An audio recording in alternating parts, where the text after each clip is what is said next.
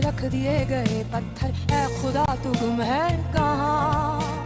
रेशमी लिबासों को चीरते हैं कुछ खंजर, ऐ खुदा तू गुम है कहाँ? ऐसे कलिमात का कहना और सुनना जहां अल्लाह रब्बुल इज़्ज़त की ज़ात के लिए गुम जैसे अल्फाज का इस्तेमाल किया गया, इस्लामी अकीदे, तौहीद और आदाब बंदगी के लिहाज से सख्त नापसंदीदा और गुनाह के ज़ुमरे में आती है। गुम तो वो चीज़ या शख्स होता है जो आजिज़ हो, जिसका कोई वजूद ही ना हो।